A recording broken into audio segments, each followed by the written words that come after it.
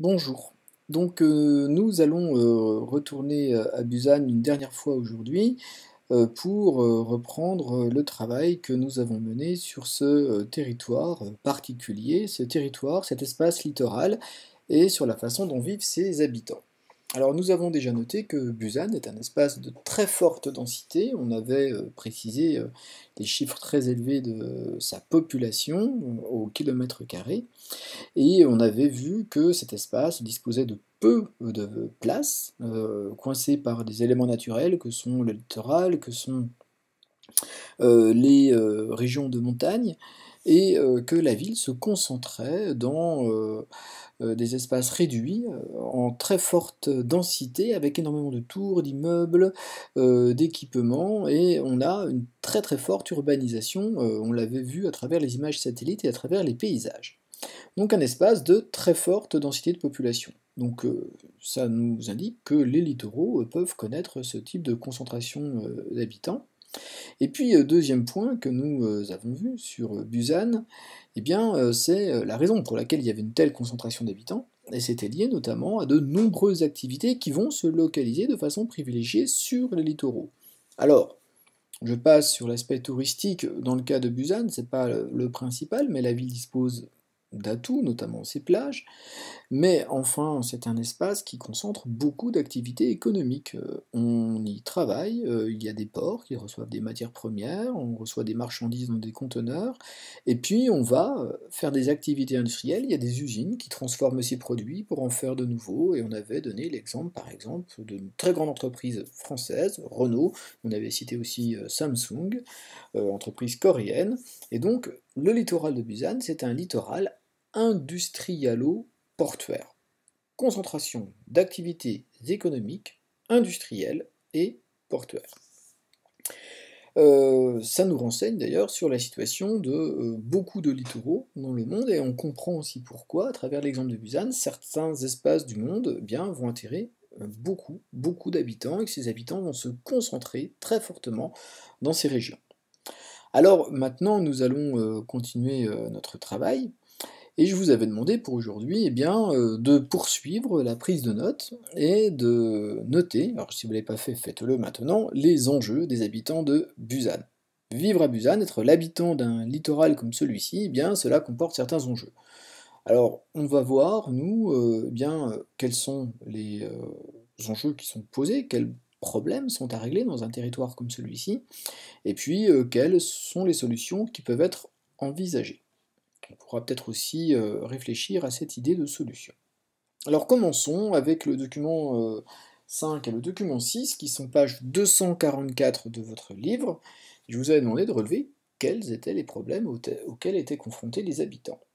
Alors, nous avions deux éléments qui étaient clairement évoqués. Déjà, un problème de nuisance lié aux activités industrielle. Nous avons beaucoup d'activités industrielles et portuaires, donc une grande circulation maritime, ferroviaire, des usines qui peuvent être polluantes. Or, ces activités se concentrent à l'endroit où il y a énormément de population. Donc là, ben, il y a un problème. Et puis en plus, dans cet espace restreint, eh bien, on doit circuler. Alors, on avait vu qu'il y avait de grandes autoroutes urbaines, mais les documents nous indiquent clairement que bien, il y a une forme de concurrence pour la circulation, enfin pas une concurrence, mais quelque chose qui ne va pas, parce que tous ces habitants qui se déplacent, qui sont très nombreux, eh bien, rencontrent en plus la circulation des marchandises entre les différents ports de la ville de Busan. Conséquence, eh bien, une circulation extrêmement difficile qui va, elle aussi, aggraver la situation. Donc là, d'un point de vue plus général et plus global, eh bien, on voit que cette concentration de population et d'activité sur un littoral, eh bien, il peut amener des pollutions, des atteintes à l'environnement, et surtout, bah, on voit qu'il y a des intérêts qui sont contradictoires entre ceux des habitants, les habitants qui voudraient habiter dans de bonnes conditions, et puis les activités qui apportent beaucoup de nuisances. Donc là, on a un conflit d'usage.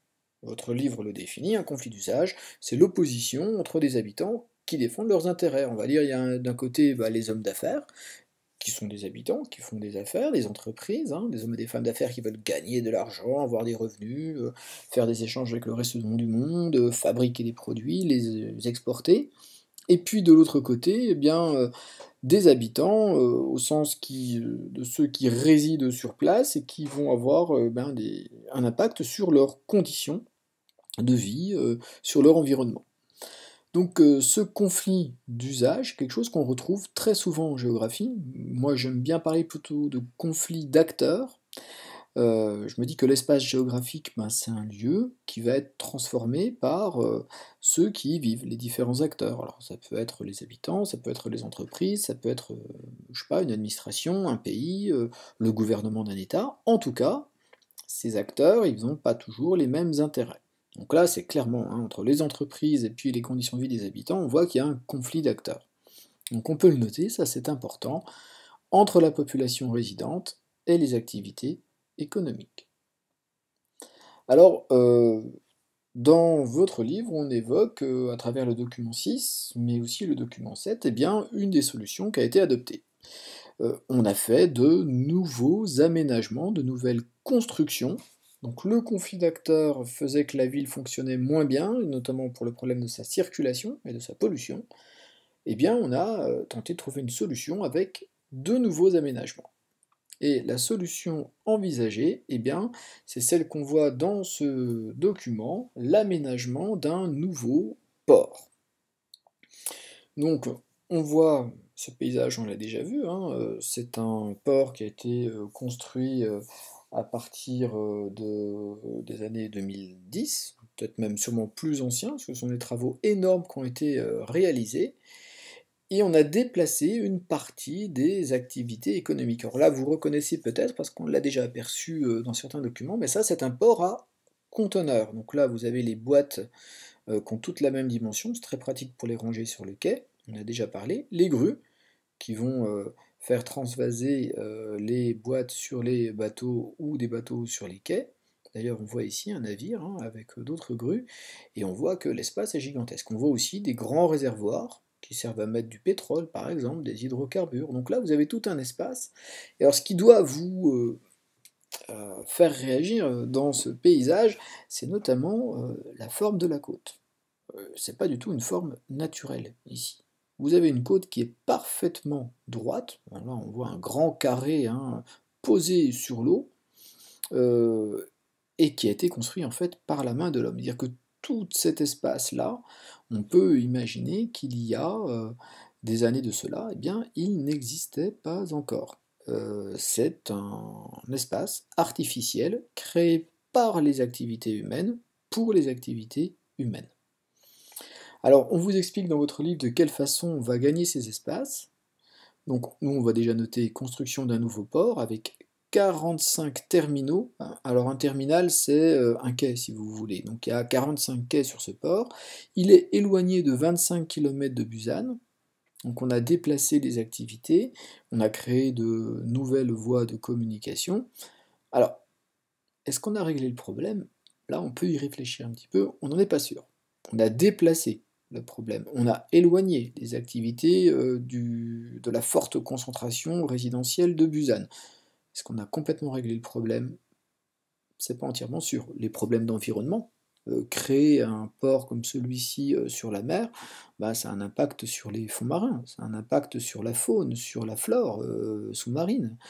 Ça a un impact évidemment sur les transports, puisqu'ils vont se déplacer et suivre de nouveaux flux. Donc, simplement, je voulais vous montrer dans votre livre, on aura le temps après de noter le résumé, ne vous inquiétez pas. Ici, la façon dont l'espace a été gagné. Donc, voici le faible espace qui est très urbanisé. L'espace habitable est limité à cause de la pente. Là, on a un relief avec une forte pente, c'est le cas de Busan.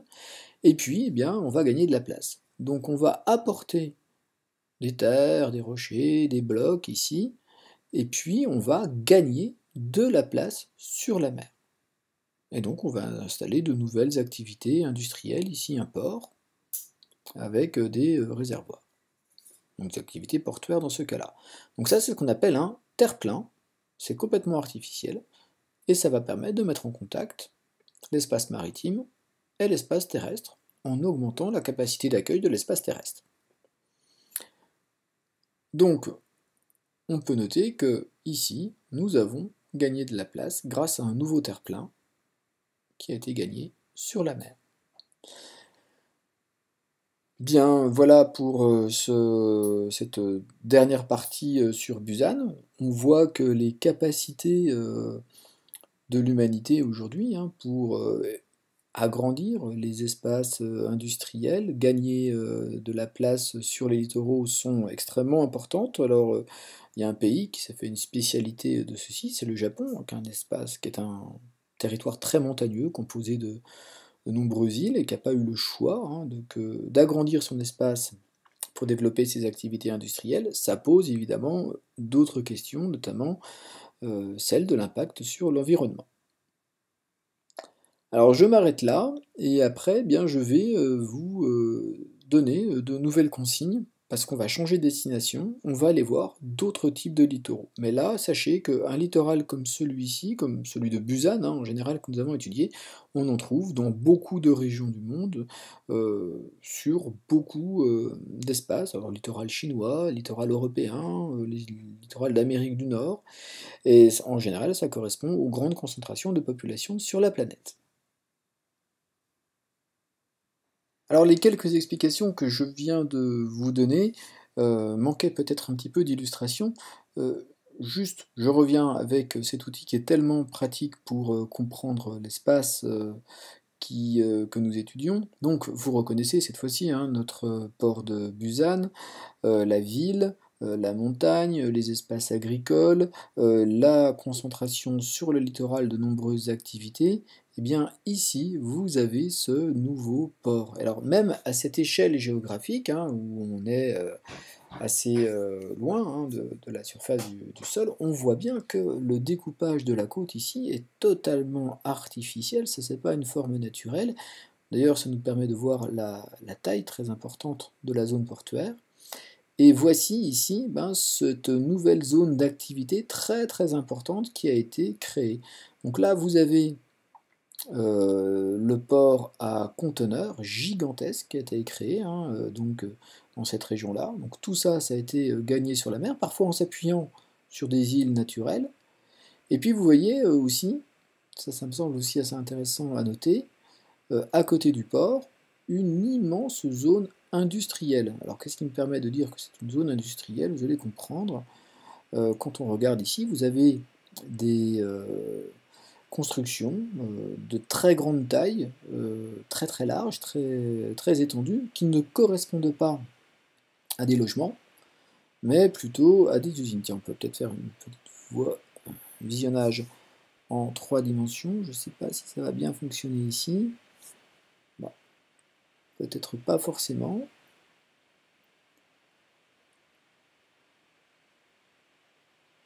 Alors, pour distinguer cette zone plutôt industrielle d'une zone résidentielle, je vais vous montrer une zone résidentielle qui n'est pas éloignée. Donc là, le port à conteneurs. Ici, l'île, la gigantesque zone industrielle, est là, avec des dimensions beaucoup plus petites pour les constructions, mais plus hautes, plus élevées. Vous avez des immeubles d'habitation ou des petits immeubles de logement, voire ici même, peut-être bien, quelques maisons. Non, ce sont aussi des immeubles. Alors je vous avais dit qu'on pouvait trouver ceci dans d'autres régions du monde. Je vous ai parlé du Japon. Alors c'est pratique pour nous le Japon parce que c'est pas loin du tout.